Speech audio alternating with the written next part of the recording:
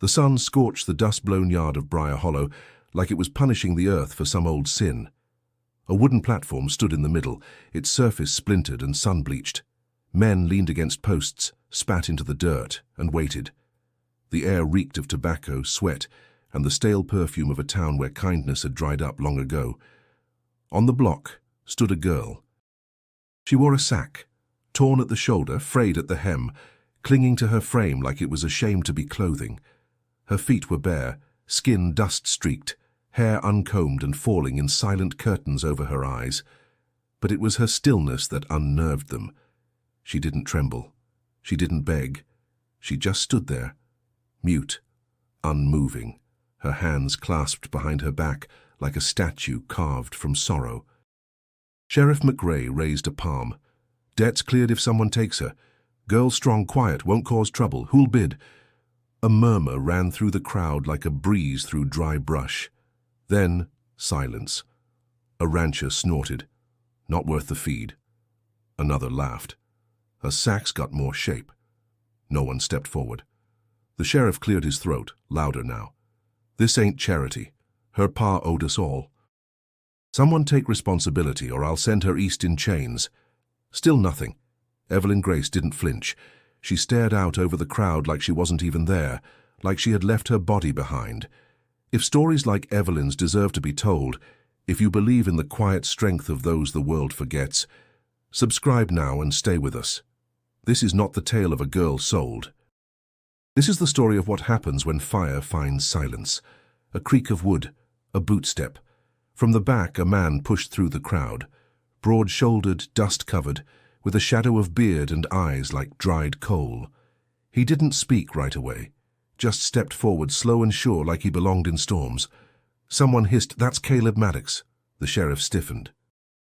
"You got no rights here, Maddox." Caleb looked at the girl, then at McRae. "Ain't here for rights." His voice was low, sandpaper over gravel. "I'll take her." Gasps. A whisper ran like fire. Maddox, wanted man, outlaw. McRae stepped off the platform. "You're not buying nothing here." "I ain't buying." Caleb's eyes never left Evelyn. "I'll take her as my wife." Laughter, sharp and mean. "She's a ghost, Maddox." Caleb turned and the laughter died. "Then she's my ghost. You gonna stop me?" McRae hesitated. His badge caught the light, but his fists stayed loose. Evelyn blinked, for the first time, fast. Her mouth parted slightly, but no sound came. "Let her go," Caleb said, soft now.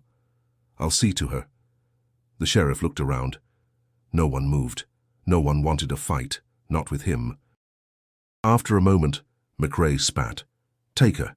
But you're not welcome in town, Maddox." Caleb walked to the girl. Evelyn didn't move, didn't resist. He nodded once. "Come on, then." And just like that, the crowd parted. They walked away together, dust rising behind them. One outlaw, one girl in a sack, but nothing about it felt small. The wind shifted as they rode out. Evelyn perched behind Caleb on his worn black mare, hands gripping the saddle's edge. She didn't cling to him. He didn't ask her to. The silence between them was thick, but not cruel, just two people who knew words could lie. The sun was beginning to lean westward when they stopped to water the horse near a crooked creek. Evelyn climbed down on her own.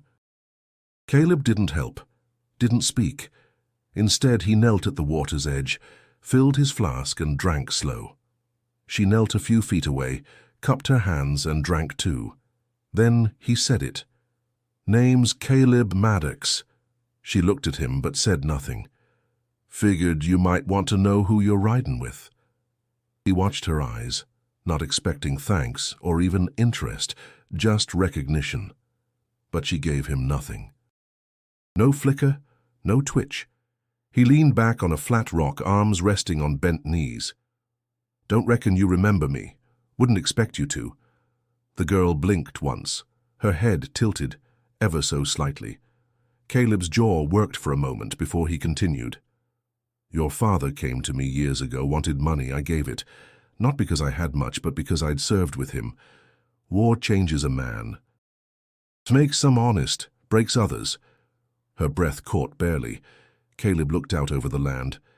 "He never paid me back, not that I expected he would, but I heard what he did after, heard how he drank away the farm, how he gambled, how he left you." She looked down at her hands, dust caked in the creases of her fingers. "I ain't looking to save you," Caleb said. "And I sure as hell ain't looking to own you. But when I saw you standing there, silent, wearing that sack-like armor, I thought, she deserves better than to be caged or sold." Still, no answer. Just wind moving through dry grass and the horse flicking its tail.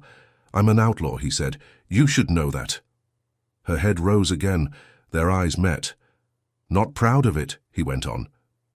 "But I won't lie to you. I've killed men. Some deserved it, some didn't. But I never once raised a hand to someone smaller than me. Never forced no one." For the first time her lips parted. Still no sound. Just air. He nodded. "Didn't think you'd talk. That's all right." He stood, dusted off his coat. "There's a cabin west of here. Mine. You'll have a roof. Water. Food. T'ain't much, but it's safe." She didn't move. "You can leave whenever you want," he added. "Won't stop you." He mounted the horse, waited. She walked to him, lifted herself up behind him with quiet strength. As they rode on, Caleb allowed himself one glance back. No chains, no price. Just a girl in a sack who hadn't said a word. And somehow that meant more than anything ever spoken. They rode until the sun melted into the hills, washing the land in copper and fire. The prairie stretched endless, broken only by boulders and stubborn trees that clawed at the sky. It was a world that offered no welcome, no apology, just survival. Evelyn rode silently behind Caleb, her fingers loose on the saddle. He hadn't spoken in hours, didn't need to. His presence filled the space between them, like smoke from a slow-burning fire. As twilight deepened, Caleb pointed toward a narrow deer trail branching west. This way. They left the main path, weaving through brush and bramble. Evelyn ducked low to avoid branches, not once asking where they were headed. They reached a clearing just before night fell. He swung down, tied the horse, then helped her off, not with insistence but with a quiet offer. She took his hand, not looking at him. They built a fire. She watched him work, his motions efficient, wordless. He handed her a strip of dried meat and a piece of hard bread. She chewed slowly, eyes never leaving the flames. After a while he spoke. "You ever been out this far?" She shook her head once. "Good," he said. "Town's got nothing for you now." Silence again, the kind that settled like dust. Then he reached into his saddlebag and pulled out something red. A shawl, simple wool, but clean and warm. "Figured the sack wasn't yours by choice," he said. "Here." She stared at it. He didn't press. Instead, he laid it beside her and leaned back against a log, eyes on the stars.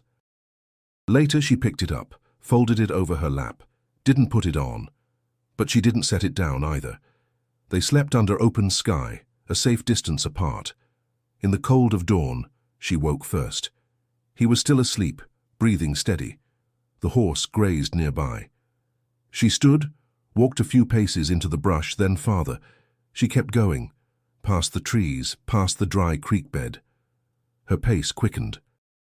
A rabbit startled from the underbrush. She paused, then moved again until the woods grew denser and the sun higher.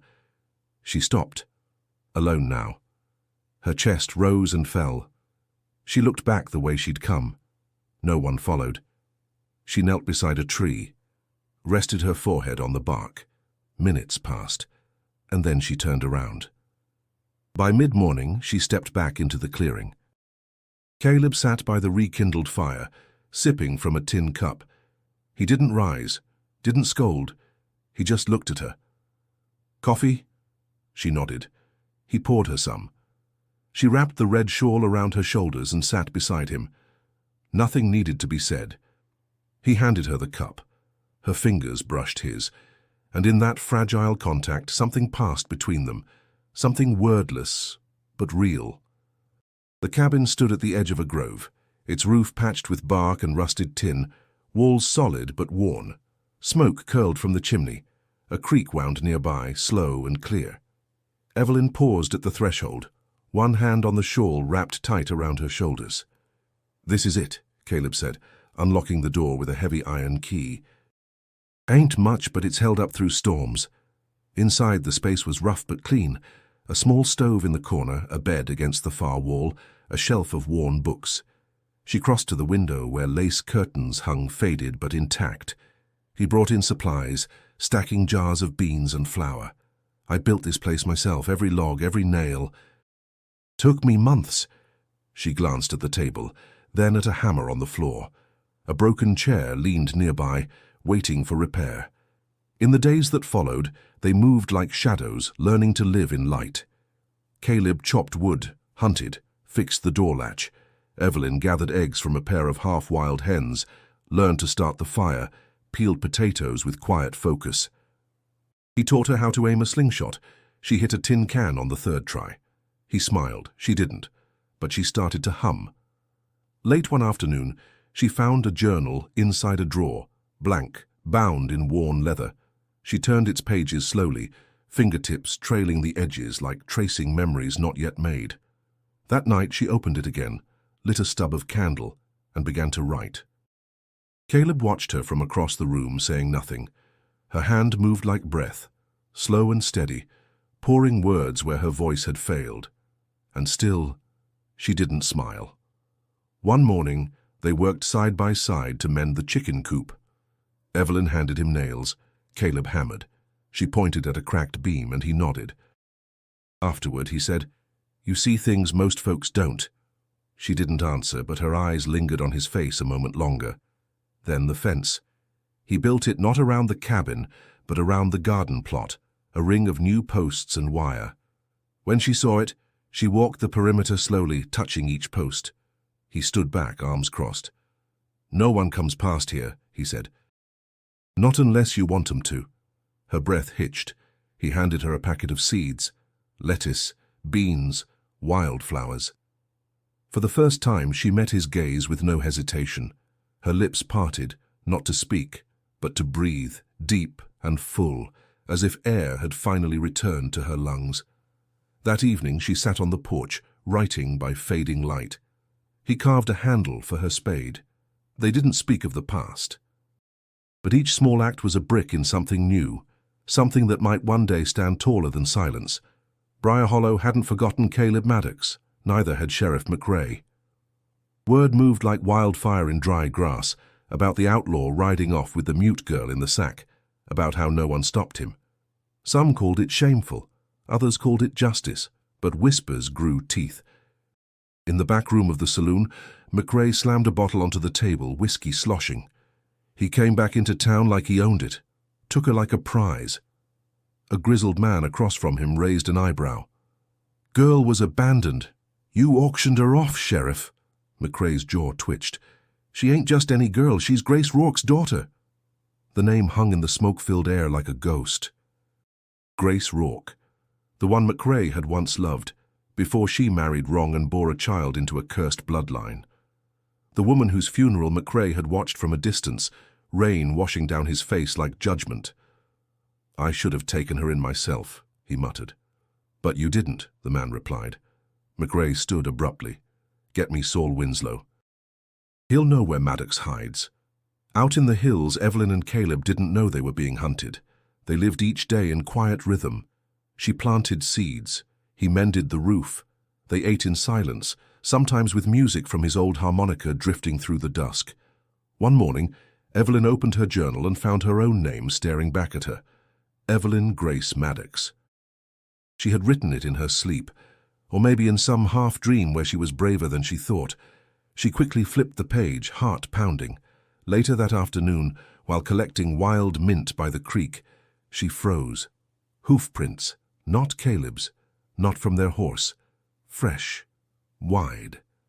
She crouched, fingers brushing the indentations in the dirt. Her breathing quickened. She followed the trail with her eyes. It led east, then vanished into the trees. She didn't hesitate. She ran back to the cabin, red shawl flying behind her. Caleb looked up from chopping wood. "What is it?" She grabbed his arm, tight, then let go to pick up her journal. She scribbled fast. "Danger. Someone came. Not you. Not our horse." He read it, eyes narrowing. "You sure?" She nodded. He set down the axe and went inside, emerging moments later with a rifle. "Pack some things," he said. "We may need to move." But she didn't move. Instead, she stood in front of him, defiant. "No," she whispered. The word shocked them both. It was the first sound she had made in years. Caleb took a step closer. "Say that again." She swallowed hard, then firmer this time. "No." "We stay." His expression softened. He looked at her not as a burden or a mystery, but as something rare, like a voice born from fire. "All right," he said. "We stay." He loaded the rifle, set it by the door. Neither of them spoke again that night. But the silence had changed. It had become something that listened. Caleb rose before dawn. He checked the perimeter, rifle in hand, boots silent over damp soil. The prints were still there, too heavy for deer, too ordered for strays. Someone had been watching, and they weren't just passing through. By mid-morning, he was saddling the mare. "I need to draw them off," he said. Evelyn stood in the doorway, arms crossed over her shawl. She didn't try to stop him. She didn't need to. Her eyes asked the question. He nodded. "Just to the river and back. If they're tracking, they'll follow." She looked down. Then, reaching for her journal, she wrote, "Be careful." He touched the page just once. The river lay 5 miles west, its current slow and brown this time of year. Caleb found the bluff where he used to fish as a boy and waited. And then he heard it, the sharp crack of twigs under boots. He stepped from the shade. "You always were loud, Saul." From behind a cottonwood stepped a man with a rifle slung low and a crooked grin. Saul Winslow. Leather coat, greased mustache, and a scar that pulled his lip down when he smiled. "Didn't expect you'd wait around, Maddox. Thought you'd be halfway to Mexico with your ghost bride." Caleb didn't blink. "You always talk this much or just when you're about to die?" Saul chuckled. "No bounty if you're dead. McRae wants you alive, but I don't owe him that much." Caleb's hand hovered near his hip. "You remember Fort Kessler?" Saul said. "When you left me bleeding behind the line?" "You sold us out," Caleb replied. "Told the Rebs our position. 20 men died. I lived." Caleb drew first. The shot cracked like thunder. Saul fired back, grazing Caleb's arm. Caleb dove behind a boulder, reloading with gritted teeth. Saul circled left. Another shot, bark flying. Caleb rolled, popped up and fired again. This time Saul dropped, hit low, not dead but done. Caleb approached slowly, rifle aimed. Saul spat blood. "Still fast, damn you." Caleb looked down. "You find me again, I won't miss." He turned and walked away, hand pressed to his bleeding arm. Back at the cabin, Evelyn was pacing. She saw the blood first, ran to him, pulled him inside. "I'm fine," he muttered. Grazed. But she was already tearing cloth, heating water. He let her. When she pressed the rag to his arm, he hissed. She looked him in the eyes firm. "Thank you," she said softly. His eyes widened, her voice quiet, raw, but strong. "You're welcome," he whispered. She leaned forward, rested her head against his uninjured shoulder. He didn't move. Outside, the wind picked up. Inside, 2 wounded souls began to stitch something stronger than survival. Thunder rolled over the hills like distant drums. The clouds above twisted, black and low, threatening a storm that had been building for days. Caleb checked the shutters, made sure the stove was warm, then sat by the window, listening. Evelyn stood nearby, her journal closed, hands clasped at her waist. She'd said little since tending his wound, only fragments, small words carved with effort. But something inside her was shifting, like roots finally breaking through dry ground. Lightning cracked, wind screamed. Then, a crash, branches torn free. The door creaked in its frame, and Evelyn flinched. Caleb stood. "It's just the storm." But her breath came fast, her eyes wide. She backed against the wall, hands trembling. "Evelyn," he said gently. She shook her head. Then whispered, "No, not again." Caleb froze. Not again. He stepped toward her, slow and careful. She slid down the wall, knees to chest, rocking slightly. The red shawl slipped from her shoulders. Her lips moved, breath shallow. "I was 6, she whispered, the night they came. My uncle left the gate open. They took everything. Mama screamed. I hid." Caleb knelt beside her, his voice barely audible. "You're safe now." She clutched her arms tighter. He let them. For coin. Said it was debt. Rain slammed against the roof. Lightning lit the cabin. She looked at Caleb, eyes wet with memory. "I screamed that night until I couldn't, until my throat tore." And suddenly, like lightning in reverse, the scream came again, raw, unfiltered, ripped from the deepest part of her. "Caleb!" He caught her as she collapsed against him, her body shaking, voice echoing through years of silence. He held her, tighter than he thought he could, not to stop the storm, but to share it. Minutes passed, then calm. She rested against his chest, breath steadying. "I'm here," he whispered. "You never have to hide again." She pulled back just enough to look at him. Her eyes, wild and burning, held no shame, only truth. She touched his face. "You didn't run." "No," he said. "I never will." They sat by the fire, wrapped in quiet, while the storm burned itself out across the sky. She lay her head on his lap and closed her eyes. Later, as embers dimmed, she spoke again. "I want to stay." He looked down. "You don't owe me anything." "I know," she said. "That's why I mean it." He brushed a strand of hair from her face.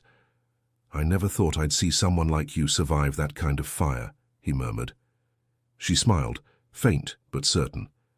"I didn't survive," she said. "I'm still burning."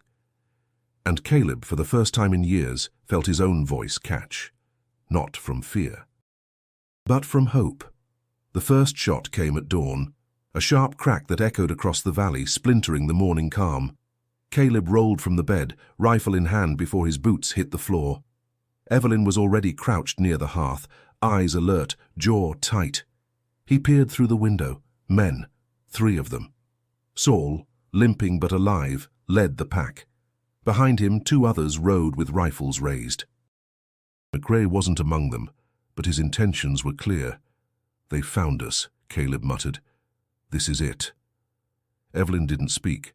She didn't panic. She moved fast, pulling the tin of bullets from the shelf, handing them to him with steady fingers. He glanced at her. "You know how to use a rifle." She shook her head once. He handed her a smaller pistol. "Point, squeeze." "Only if they break the door." She nodded. The second shot tore through the upper wall. Wood flew. Caleb returned fire, striking the ground near Saul's boots. "That's your warning," Saul's voice called out, mocking. "No more warnings, Maddox. Time you pay your debts." Evelyn grabbed the shovel from beside the door, braced it across the lower frame as reinforcement. Caleb reloaded. The rifle was old but true. They waited. Then came the charge. One man ran from the side, trying to circle the cabin. Caleb caught him in the shoulder. He fell with a scream. Saul and the other pressed forward, bullets cracking the air. Caleb ducked. Another window shattered. Evelyn covered her ears for a heartbeat, then dropped them. She grabbed the rifle Caleb had left near the table. When he turned, she was already at the window, aiming. "Evelyn!" "I see him," she said. Saul broke left, running for cover. Evelyn fired. The shot rang pure. Missed, barely, but it sent Saul tumbling into the brush. She exhaled, steady, no fear in her hands. Caleb stared. "You got the heart of a fighter." Her voice was calm. "No, just tired of hiding." They barred the door again. Outside, groans and rustling. The wounded man tried to crawl away. Caleb cracked the door open, aimed and fired a warning shot in the air. "Next one ends it," he shouted. "Leave, now!" A moment passed, then footsteps retreating. Saul cursed as he limped back to his horse. "You think this is over?" he called. "I'll be back." Caleb stood at the threshold, rifle steady. "You'll wish you weren't." And then silence. They were alone again. Evelyn leaned against the door, chest heaving. Caleb walked to her, lifted her chin gently. "You all right?" She nodded. "They didn't get in." "No," he said. "They didn't." But both knew something had changed. The cabin had been a haven. Now it had become a battleground, and neither of them would ever look at it the same again. The smoke rose before the sun did. A thin line at first, then a bloom of black against the morning sky. Caleb was already outside, boots sinking in mud, rifle in hand. Evelyn stood at the doorway, eyes locked on the hill. Saul had returned, but this time he didn't shout. He lit the edge of the forest instead. The flames crept fast, feeding on pine and dry grass, racing toward the cabin like a living thing. Caleb turned. "Get the buckets. We hold the line or we lose everything." They worked side by side, hauling water from the creek, dousing the edges, beating down embers. Evelyn's hands bled from splinters, but she didn't stop.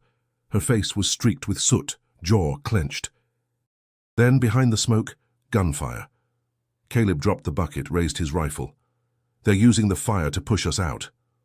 "Where?" Evelyn shouted. He pointed. "West side." Saul appeared through the smoke like a demon, gun drawn, eyes burning. Behind him came McRae, coat open, badge gleaming like a curse. "You brought the sheriff," Caleb called. Saul sneered.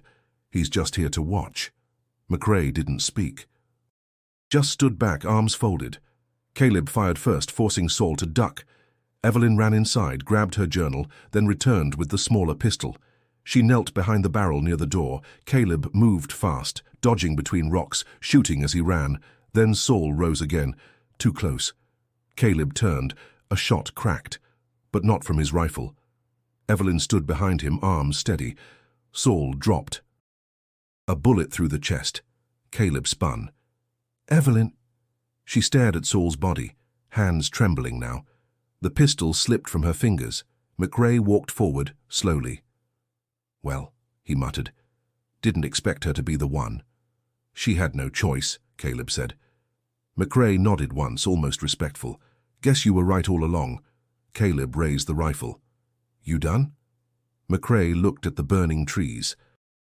"It's over. You'll never be welcome in town again." "We never needed it," Caleb replied. The sheriff turned, walked away, boots crunching in ash. They stood in silence. The cabin groaned behind them. A beam cracked. Fire had reached the roof. Caleb grabbed Evelyn's hand. "We have to go." They ran. The garden fence collapsed in a wall of flame. The cabin's walls buckled. By the time they reached the trees, everything they'd built was ash and smoke. They stopped on the ridge, turning back. Evelyn watched the fire die down, her face unreadable. Then she whispered, "We're free." He looked at her, unsure. She turned, met his eyes. No more shadows, no more hiding. He held her close. The land behind them smoldered, but the road ahead had no footprints, only promise. And for the first time they walked it side by side. Spring found them rebuilding.